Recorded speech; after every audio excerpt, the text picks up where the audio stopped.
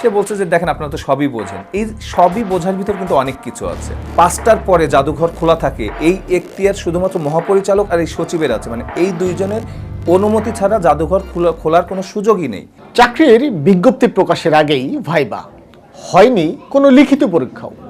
যে ভাইবাটি হয়েছে সেই ভাইবাও আবার নেওয়া হয়েছে রাতের অন্ধকারে। এভাবেই নিয়োগ প্রক্রিয়া চলেছে জুলাই স্মৃতি জাদুঘরের ক্ষেত্রে। সহকর্মী সুমন তানভীরের এক প্রতিবেদনে এমন সব তথ্যই উঠে এসেছে ৭১ টেলিভিশনে। সেই প্রতিবেদনের বিস্তারিত জানতে এবার আমরা সুমন তানভীরের কাছে জানতে চাইব ঠিক কি কি ঘটেছিল সেই নিয়োগ প্রক্রিয়ায়। সুমন তানভীর, আপনাকে স্বাগত জানাচ্ছি ৭১ স্টুডিওতে। ধন্যবাদ আপনাকে। প্রথমেই জানতে চাচ্ছি যে অপশাসন এবং দুর্নীতির বিরুদ্ধে গিয়ে জুলাইয়ে এত মানুষ প্রাণ হারালো, সেই জুলাই স্মৃতি জাদুঘরের ক্ষেত্রেই এমন নিয়োগ প্রক্রিয়া, আপনি আপনার অনুসন্ধানে কি কি পেলেন, পুরো বিষয়টি যদি। ভাস্কর, প্রথমে একটু বলে নিতে চাই, প্রতিবেদনটি নিশ্চয়ই আপনি দেখেছেন যে হঠাৎ করে আসলে জুলাই স্মৃতি জাদুঘরের একটি পরীক্ষা, সেই পরীক্ষাটি রাতে হতে পারে, এই বিষয়টি আসলে আমরা সাংবাদিক হিসেবে যারা আছি তাদের মাথায় কেন আসলো সেই বিষয়টি আপনাকে আমি একটু ব্যাখ্যা করে যাই। যে যখন পরীক্ষাটি নেওয়া হয়েছে, যেটি বলা হচ্ছে যে জানুয়ারির ২৬ তারিখে, মূলত কিন্তু আপনি বলছিলেন যে জানুয়ারির ২৮ তারিখে এই সার্কুলারটি দেওয়া হয়। খুব স্বাভাবিকভাবেই আমরা যেটি দেখছিলাম যে ৪ তারিখ পর্যন্ত আবেদন জমা নেওয়া হচ্ছিল। এটাও কিন্তু একটু এক্সেপশনাল, সরকারি চাকরিতে আবেদন গ্রহণের নিয়ম অনুযায়ী প্রায় ন্যূনতম ২১ দিন সময় দেওয়া হয়, এই ক্ষেত্রে মাত্র ৭ দিন সময় দেওয়া হয়েছিল আবেদন গ্রহণের। এবং আমরা যতটুকু জানি ১০,০০০ আবেদন এখানে জমা পড়েছিল। এবং ৪ তারিখের পরে ৫ তারিখেই সেই আবেদনগুলোর থেকে যারা ক্যান্ডিডেট ছিল বাছাই করে তাদেরকে কিন্তু SMS করা হয় যে ৮ তারিখে তারা সাক্ষাৎকার গ্রহণ করবে এবং শুধুমাত্র ভাইবা পরীক্ষায়। এবং এই প্রক্রিয়াটি যখন চলছিল তখনই কিন্তু আসলে একটি বিষয় আসলে লিক হয়ে যাচ্ছিল যে এই ভাইবাটি এরই মধ্যে হয়ে গেছে।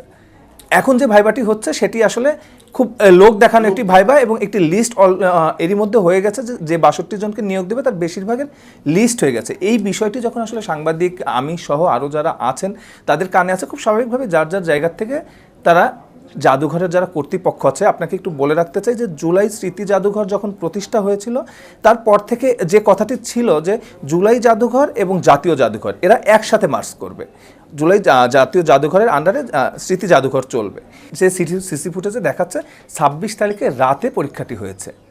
রাত কয়টার দিকে পরীক্ষাটা শুরু হয়েছে বা এই বিষয়টা আমরা ফুটেজ দেখে এবং আমাদের ভেতরের তথ্য থেকে আমরা একদম নিশ্চিত হতে পেরেছি। এবং আমি সৌভাগ্যক্রমে একটু ছদ্মবেশে আমরা যেভাবে কাজ করি সেইভাবে আমি কিন্তু ওই দিন যে দায়িত্ব ছিলেন, অর্থাৎ পরীক্ষাটি যেখানে হয়েছে জাতীয় জাদুঘরের ভেতরে সুফিয়া কামাল মিলনায়তন আছে, তার ঠিক অপোজিটে সিনেপ্লেক্স, সেই সিনেপ্লেক্সেই পরীক্ষাটি হয়েছে। সেই সিনেপ্লেক্সেই ৬টার পরে, অর্থাৎ ৫টায় অফিস শেষ হয়, ৬টার পরে ক্যান্ডিডেটরা ঢুকেছে এবং সেখানে সেদিন যে গার্ড নিয়োজিত ছিল সে কিন্তু স্বীকার করেছে যে সেদিন রাত্রে ৬টার পর থেকে ৫টার পর থেকে ক্যান্ডিডেটরা ঢোকে এবং কন্টিনিউ ২৬ তারিখ থেকে ৩১ তারিখ পর্যন্ত ৫ দিন এই ক্যান্ডিডেটদের পরীক্ষা হয়। অর্থাৎ ২৮ তারিখে আপনি যে সার্কুলারটা দিল সেই ২৮ তারিখের ২ দিন আগে থেকে এই পরীক্ষা শুরু হয়। এখন মজার বিষয় হচ্ছে যে গার্ড কিন্তু আসলে আমাকে আমার পরিচয়ের আন্দাজে কথাটি বলছে না, সে খুব সাধারণভাবেই সেই তার সত্য। এটা যদি প্রশ্ন করি সুমন তানভীর, যে ভাইবা পরীক্ষাগুলোর সময় কতটুকু ছিল আর কি, কখন ভাইবাটা অনুষ্ঠিত হয়েছে?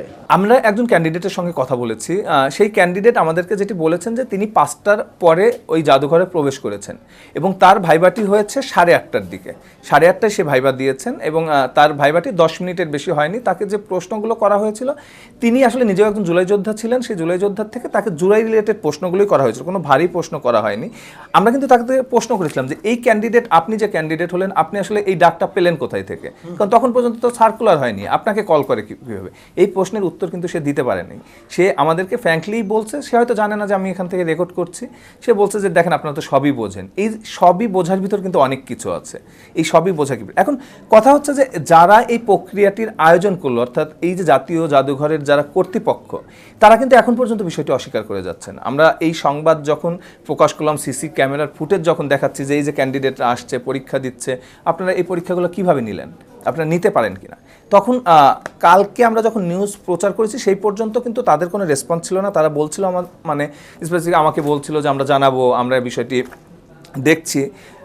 সর্বশেষ আমাকে লিখিত যে জবাবটি তারা জানিয়েছে, লিখিত জবাবে তারা দাবি করছে যে এটি জাতীয় জাদুঘরের বিষয় নয়। দাবিটি করছে হচ্ছে সচিব, জাতীয় জাদুঘরের সচিব। আপনাকে বলে রাখতে চাই, জাতীয় জাদুঘরের যিনি সচিব তিনি জুলাই স্মৃতি জাদুঘরেরও পরিচালক। তো সেই জায়গাতে তিনি বলছেন যে আমরা এই বিষয়টির সাথে ইনভলভ, এটা জুলাই স্মৃতি জাদুঘরের বিষয়। তারা এখানে জুলাই স্মৃতি জাদুঘরে কোনো নিয়োগ হয়নি, ভলেন্টারি যারা কাজ করছেন তাদের কিছু মানুষের পরীক্ষা নেওয়া হচ্ছে। এখন প্রশ্ন হচ্ছে, আমি যে আপনাকে বললাম যে উনি যে বলছে যে ভলেন্টারি যারা তাদের দুই একজন এসেছে তাদের সঙ্গে কথা বলেছে, কিন্তু আমি তো সিবি দেখছি যে ব্যক্তির সাথে আমি কথা বলছি সেই ব্যক্তি তো ওখানের একটা ব্যবস্থাপকের পোস্টে সে পরীক্ষা দিয়েছে। এটা তো ভলেন্টারি কোনো পোস্ট না, ব্যবস্থাপকের পোস্টে পরীক্ষা দিয়েছে। উনি বলছে যে উনি ওনার জায়গা থেকে দায়িত্ব সরানোর জন্য উনি বলছে যে এটা জুলাই স্মৃতি জাদুঘরের ব্যাপার। আরে বাবা, জুলাই স্মৃতি জাদুঘরে তো তুমি নিজেও, আপনি নিজেও পোস্টে আছেন, পরিচালক হিসেবে পোস্টে আছেন, আর কি দায়িত্ব এড়ানোর একটা বিষয়। দায়িত্ব এড়ানোর বিষয়। উনি ওনার মতো শুনুন, আমি পরবর্তীতে যে প্রশ্নটি করব, যে সিসি ক্যামেরা ফুটেজগুলো দর্শক দেখেছে আপনার রিপোর্টের মাধ্যমে, আপনি নিজেও ভালোভাবে পরখ করেছেন, সিসি ক্যামেরার বাইরে যে ছবিগুলো আপনি রিপোর্টে ব্যবহার করতে পারেননি, সেই সব ফুটেজে কি ছিল যদি একটু বলতেন। আমরা কিভাবে 5টার পরে জাদুঘর খোলা থাকে এই এখতিয়ার শুধুমাত্র মহাপরিচালক আর এই সচিবের আছে, মানে এই দুইজনের অনুমতি ছাড়া জাদুঘর খোলার কোনো সুযোগই নেই। তার মানে এরা জানে যে জাদুঘর খোলা আছে। আবার মজার বিষয় দেখেন যে 26 তারিখ থেকে 31 তারিখের ভিতরে 28 তারিখটা হচ্ছে বৃহস্পতিবার, তাদের সাপ্তাহিক ছুটি। সাপ্তাহিক ছুটির দিনও তারা এই জাদুঘর খুলে তারা এই ক্যান্ডিডেটদের পরীক্ষা নিয়েছে।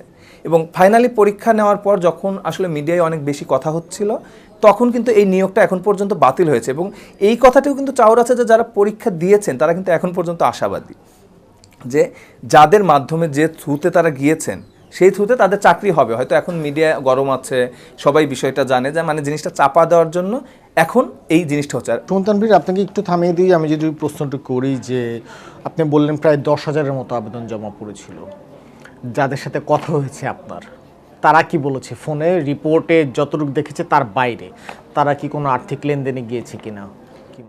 আমি বললাম না, যাদের সঙ্গে আমার কথা হচ্ছে একটা প্রশ্ন তো তারা উত্তর দিতে পারছে না, যে আপনি 26 তারিখে 28 তারিখে আপনার সার্কুলার দিল, আপনি সরকারি চাকরির জন্য ঘুরছেন ফিরছেন সব ঠিক আছে, আপনি 26 তারিখে ওখানে কল পেলেন কীভাবে? আপনার সিবিটা ওই পর্যন্ত গেল কীভাবে? ওটা তো সার্কুলারই হয় নাই, সিবি তো ওখানে থাকার কথা না। তার মানে সিবিটা খুব স্বাভাবিকভাবেই পার্সন টু পার্সন গিয়েছে, কেউ কারো না কারো লোক, সেই লোকের মাধ্যমে তাদের গিয়েছে। তো প্রশ্নটা যখন করা হচ্ছে যে সিবিটা কীভাবে গেল, আপনি ওখানে কীভাবে অ্যাটেন্ড করলেন, তখন কিন্তু তারা ওই সুন্দর অ্যান্সারটি দিচ্ছে যে সবই তো বোঝেন। এই সবই বোঝার ভিতর তো অনেক কিছুই আছে, কারণ এই সবই বোঝার ভিতর কাকে নক করে কাকে টাকা দিচ্ছে, কাকে কি, এটা কিন্তু আসলে আমরা ক্লিয়ার না। সুমন, সবশেষ যে প্রশ্নটি করব এবং যার মাধ্যমে আজকে আমাদের এই আয়োজন শেষ করব, যে জুলাই স্মৃতি জাদুঘরের যে নিয়োগ প্রক্রিয়া, সেই নিয়োগের সবশেষ অবস্থাটি একটু আমাদের জানাবেন। 26 তারিখে সরাসরি ভাইবা, প্রজ্ঞা সার্কুলার ছাড়া ভাইবা। আবার আপনি সার্কুলার দিলেন, দেওয়ার পরে আপনি এসে কি বলছেন যে লিখিত পরীক্ষা হবে না। তারা বানায় নিল, লিখিত পরীক্ষা না হয়, এই যে আমি যেটা বলছি যে 5 তারিখে যে জমা পড়ছে, যে তারা যে কল করছে সব কিন্তু ভাইবা পরীক্ষার জন্য কল করছে, লিখিত পরীক্ষা কই গেল? এটা সরকারি একটা ট্রেজারি বিভাগের চাকরি, ট্রেজারি বিভাগের চাকরি করতে লিখিত পরীক্ষা বাধ্যতামূলক করতে হবে, তোমার প্রবিধানমালায়ও তাই আছে। তুমি সেটা অ্যাভয়েড করে গেলা যে এরকম কোনো পরীক্ষা লিখিত পরীক্ষা নিবে না। 10,000 হচ্ছে জমা পড়লো, যাচাই বাছাই করে 5 তারিখে কল করলো যে 8 তারিখে এসে ভাইবা দিবা। হঠাৎ করে এই যে আমরা যে ক্যান্ডিডেটদের সঙ্গে কথা বলেছি তারা 26 তারিখে পরীক্ষা দিয়েছে, দেওয়ার পরেও তারা 28 তারিখে যে সার্কুলারটা হয়েছে সেখানেও তারা আবেদন করেছিল যে বাই চান্স মিস হলে ওইখান দিয়ে তারা বের হবে। তো তাদেরকে কল করা হয়েছিল, আবার ভাইবার জন্য তাদের কল করা হয়েছিল, কিন্তু পরবর্তীতে তারা আবার সেটা ডিসমিস করে দিচ্ছে। এখন জিনিসটাকে চাপা দেওয়া রাখছে। এই চাপা দেওয়ার কারণ হিসাবে এটা কিন্তু আসলে প্রমাণিত না, আমাদের সোর্স সবাই যেটা বলছে যে সিন্ডিকেটটা আসলে এই জিনিসগুলো নাড়াচাড়া করছে, তারা আসলে ওই যে বললাম শুরুতে যে লিস্টটা হয়ে আছে, তারা এখনও সেই সুযোগ খুঁজছে যে যদি কোনো গ্যাপ পায় সেই লিস্টটা তারা ওখানে, মানে সেই লিস্টটাই বাস্তবায়ন করবে। আগের যে লিস্টটা বাস্তবায়ন করার জন্য 26 তারিখে অর্থাৎ সার্কুলারের আগে পরীক্ষাটা নিয়েছিল, তারা আসলে ঘুরে ফিরে হয়তো সেই অপেক্ষায় আছে, যদি শেষ পর্যন্ত নাই পেরে ওঠে হয়তো আবার কোনো এই সার্কুলারে যে একটা আছে সেভাবে পরীক্ষা নেবে। এখন ততদিন পর্যন্ত এত বড় প্রায় আমরা সহ সবাই তো মিডিয়ারা এটা নিয়ে সরব আছে, নতুন সরকার তারা কি ব্যবস্থা নেয় তার উপর আসলে অনেক কিছু ডিপেন্ড করতেছে।